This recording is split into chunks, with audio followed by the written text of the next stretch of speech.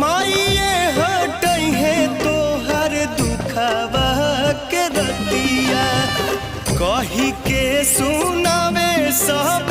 रौरी कहानिया कई देलू सबके